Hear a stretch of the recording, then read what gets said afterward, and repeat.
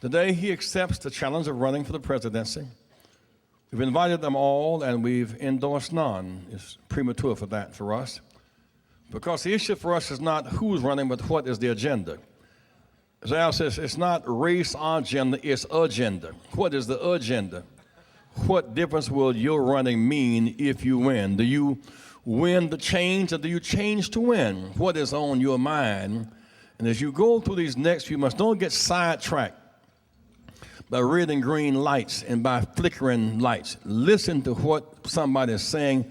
If they win, will you win? That's in many ways, if they win, will you win?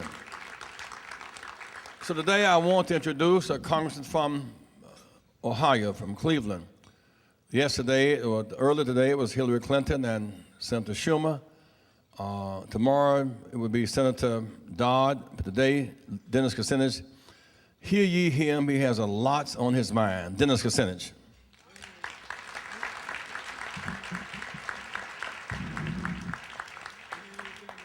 Thank you very much, Jesse Jackson, and I'm very grateful for a lifetime of friendship with you, for the chance to be at your side in so many causes for social and economic justice.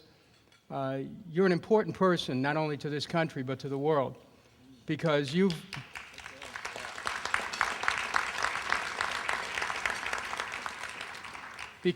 endeavored to keep that dream alive, and it's an honor to be here with you. I also want to say that it's an honor to be here with my good friend, Congressman John Conyers. Congressman Conyers is the author of a bill, and I'm his co-sponsor, to create a universal, single-payer, not-for-profit health care system. And we're going to make that happen, John. I'm going to talk about that in a minute. And any other members of Congress who are here, thank you very much. I look forward to our cooperative work in the next Congress. Today, I have a message about the direction that America can take and about what we can do together to help America take that direction.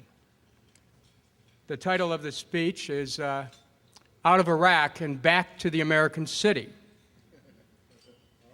I know a little bit about the American city. I started my career 40 years ago as a candidate for city council. I served at that local level in city council, where government's close to the people, where people pick up the phone, they want to call their councilman to make sure that they get government to work on their behalf. I served as clerk of courts, a citywide elected position. I was the youngest person ever elected mayor of a major American city in 1977, with the help and the assistance of Carl B. Stokes and Louis Stokes. I had the opportunity to represent the city of Cleveland with integrity and with courage on the issues that confronted cities at that time. I served as a state senator in the Ohio Senate, and now I've just been elected to my 6th term as a member of the United States Congress in a career that now has spanned 40 years of public involvement. I'm here today to appeal to you, to say that we're losing our nation to a philosophy of war and destruction. And so it's time for policies of peace and construction. It's time for the philosophy of peace, nonviolence, and economic justice. This was the philosophy of Dr. King, Gandhi, Jesus, Frederick Douglass, A. Philip Randolph, Bayard Rustin, Fannie Lou Hamer, Sojourner Truth, Cesar Chavez, and Jesse Jackson. We are all united with the philosophy which birthed the New Deal, the New Frontier, the Civil Rights Movement, the Great Society, the dreams of social and economic justice, which could be called forth by those who were ready to stand up, to speak out, to march, to demand, to testify about the good news that the world is interconnected. The world is interdependent. We're not just our brothers and sisters' keeper. On a deeper spiritual level, we are our brothers and sisters. This is the meaning of the golden rule, do unto others as you would have them do unto you. This is the meaning of love thy neighbor as thyself.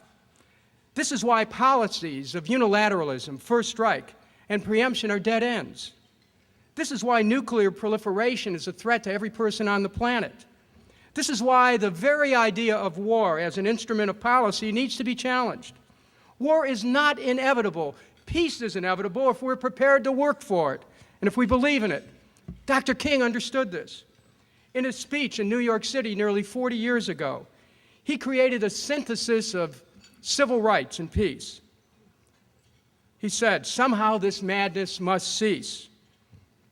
To those assembled at Riverside Church, speaking about the annihilation of the Vietnamese people and their nation, he said, I speak as a child of God and brother to the suffering poor of Vietnam. I speak for those whose land is being laid waste, whose homes are destroyed, whose culture is being subverted. I speak as a citizen of the world, for the world, as it stands aghast at the path we have taken. I speak as one who loves America to the leaders of our nation. The great initiative in this war is ours. The initiative to stop it must be ours too. That is why I will tomorrow present Congress with a plan to get out of Iraq. We must end the occupation, close the bases, and use the money that's there right now to bring our troops home while we prepare Iraq for an international security force. Now, I'm not new to this issue. I led the effort in the House of Representatives in challenging the Bush administration's march towards war in October of 2002. I organized 125 Democrats to vote against the war. There were no weapons of mass destruction in Iraq, but we will spend, according to Nobel Prize-winning economist Joseph Stiglitz, close to $2 trillion for this war. No weapons of mass destruction in Iraq. But there are plenty of weapons of mass destruction here in the United States which need to be removed. Poverty is a weapon of mass destruction. Homelessness is a weapon of mass destruction. Joblessness is a weapon of mass destruction. Poor health care, John Conyers knows, is a weapon of mass destruction. Theft of pensions, a weapon of mass destruction. Hopelessness, a weapon of mass destruction. $2 trillion for war. Imagine if those $2 trillion instead had been redirected to helping to restore our cities. Let's deal with the WMDs in our cities. It's time to get out of Iraq, which did not have weapons of mass destruction, and into our American cities, which are loaded with those kinds of destructive social conditions. This then is a call for the politics of unity, where human unity becomes an imperative. This is a call for the politics of economic justice, where wealth creation is available to everyone, where the government becomes an engine to create wealth for all, where it functions to equitably distribute the wealth. We know the challenges. The war in Iraq is the product of the same type of thinking which underlies racism. Us versus them. The minute there is a they or a them, it creates separation.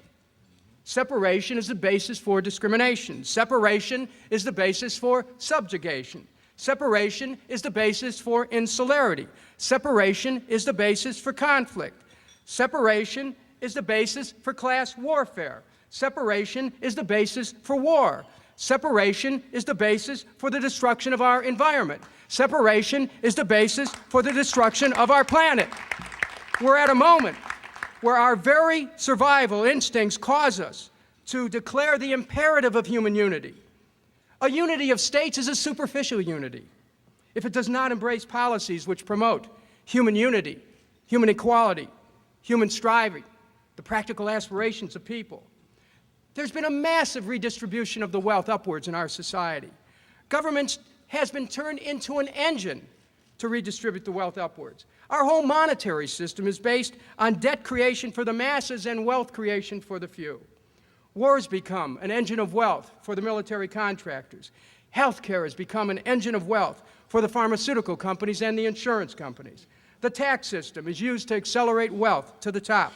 Our banking and our credit systems accelerate wealth to the top. Our utilities accelerate wealth to the top. Our oil companies accelerate wealth to the top. Our energy systems accelerate wealth to the top. Our transportation systems accelerate wealth to the top. Our information systems accelerate wealth to the top.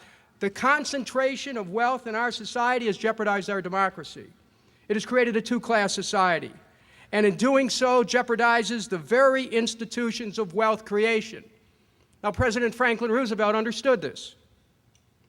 That's why he created the New Deal. It wasn't only about economic opportunities for the masses, because he saved capitalism itself. There's an unlimited amount of wealth that can be created in our society. We need to teach our children wealth creation, but we need to challenge the fundamental assumptions that guide our society, assumptions such as a certain amount of unemployment is necessary to the functioning of the economy. That's easy for those economists to say that if they're working.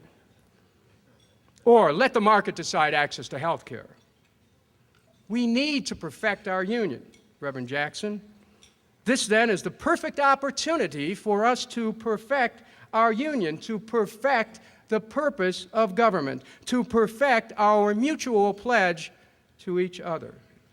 It is time for a declaration of human economic rights of citizens of an urban society, and to tie that declaration to legislation and use that legislation to create wealth and harmony and peace. Now, Langston Hughes wrote, "Life for me ain't been no crystal stair." We know that experience. We also know that we can teach people to create wealth if we help them find a way to get access to wealth. Now, I'm a product of the city. My parents never owned a home. They had 7 children, always renting. Family expanded, just keep moving.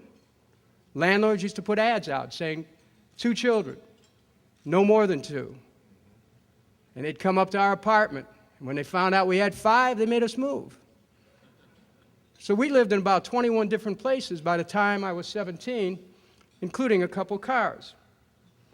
Now, I've learned about opportunities. After all, I've been a councilman, a mayor, congressman. I've learned about opportunities. I've learned that if you believe it, you can conceive it, you can make it happen. I've learned that. I've also learned about pulling oneself up by bootstraps. I've also seen the cynicism, Jesse Jackson, which comes when you tell people to pull themselves up by their bootstraps and then you steal their boots.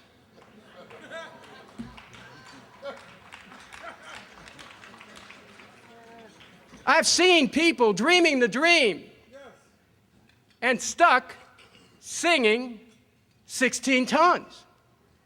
You load 16 tons, and what do you get? Another day older and deeper in debt. St. Peter, don't you call me, 'cause I can't go. I owe my soul to the company store. We're not going back to those days of 16 tons. We're not going to be taking the red line. We're taking the green line to prosperity. So let it be said here. Let it be said here as a declaration of urban economic rights. People have a right to a job. We have a right to a living wage. We have a right to an education. We have a right to health care. We have a right to decent and affordable housing. We have a right to a secure pension. We have a right to air fit to breathe. We have a right to water fit to drink. We have a right to be free of the paralyzing fear of crime. We have a right to be free of a government tapping our phones, opening our mail, checking out our reading list, snooping into our medical records and our credit records. We have a right to fair, open, and verifiable elections where every vote counts and every vote is counted. Yeah. We have a right to peace. We have a right to prosperity. This means ending the war in Iraq. This means bringing the money home to our cities. This means a full employment economy. This means good paying jobs. This means a living wage. This means a federal infrastructure bill to put millions back to work, rebuilding our schools, our bridges, our libraries, our universities, our hospitals, our city halls, our recreation centers, our sidewalks, our street lights, our parks, our water systems, our sewer systems, our neighborhoods. This means a more perfect union. This means every child goes to pre-kindergarten and every young person goes to a junior or four-year college. This means universal health care. Thank you, John Conyers. This means a new housing initiative where everyone has access to affordable housing. This means protection of private pension funds. This means giving workers access to the power of their pension funds to invest in job creation. This means cleaner, greener energy. This means programs for safer neighborhoods. This means initiatives would bring people out of prison and into the mainstream of society. This means a Department of Peace and Nonviolence. Yeah. Now, I don't just talk the talk. I've walked that walk, and I've walked it throughout my political career.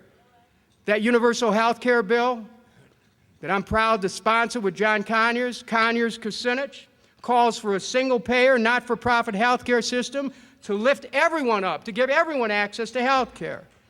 I wrote the federal infrastructure bill. I wrote the universal pre-kindergarten bill. I wrote the bill for a Department of Peace and Nonviolence to make Dr. King's dream, a practical dream it is, of nonviolence, a reality. That bill will deal with the realities of violence in our society and take a path towards more peaceful relationships. Think about this now. What happens when we have an organized approach in our government which helps families who suffer from domestic violence, spousal abuse, child abuse?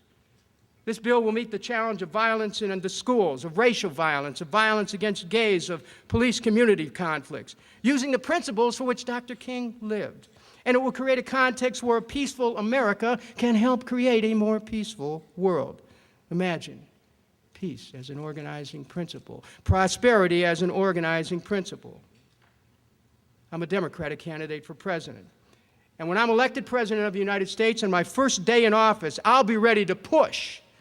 I will send to the Congress a bill for universal, not-for-profit health care. This will help small and large businesses who right now are burdened by the cost of health care. It will help address the needs of over 100 million Americans who are either underinsured or not insured at all. I will send to the Congress legislation for creating millions of jobs through rebuilding America's manufacturing base and America's infrastructure. I will send to the Congress legislation to create a summer jobs program and to reinstitute revenue sharing for cities. I will send to the Congress legislation to create affordable housing and send to the Congress the bill to create a cabinet-level Department of Peace and Nonviolence. I'll send to the Congress legislation to change our trade laws, to make workers' rights, human rights, and environmental quality principles preconditions for our trade. I can do this because I've already written many of these bills. They're ready to go, and so am I. And I'm going to move to restore our Constitution, restore habeas corpus, and repeal the Patriot Act. And I'm ready. And I'm ready for a new America. And I'm ready to unite this nation in the cause of peace, justice, and prosperity. Now, our unity extends to people everywhere. The Bible tells us to make peace with our brothers and sisters because we're all one.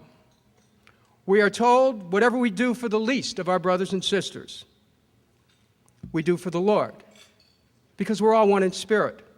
We are told we have an obligation to feed the hungry, shelter the homeless, clothe the naked, not simply because we're our brothers and sisters' keeper, not just because there, but for the grace of God go I, but because wherever there's a hungry person, there I am.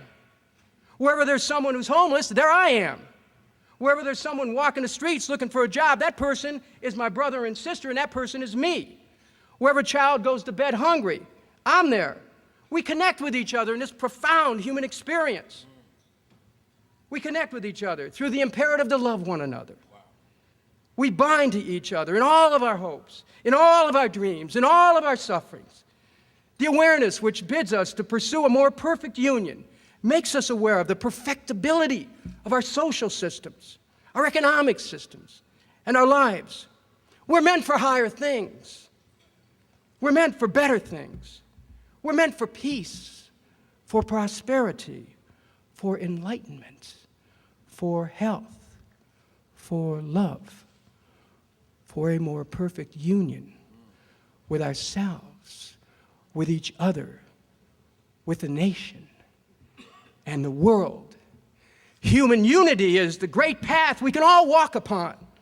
The world is interconnected. The world is interdependent.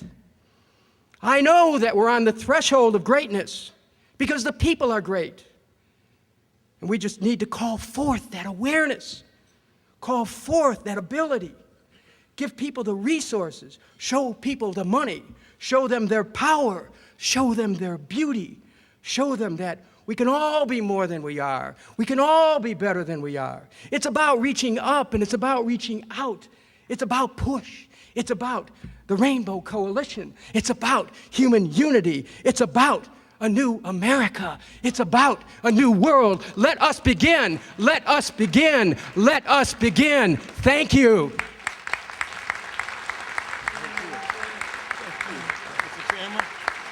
Thank you, Mr. Chairman, Mr. President. Put your hands together. Put your hands together.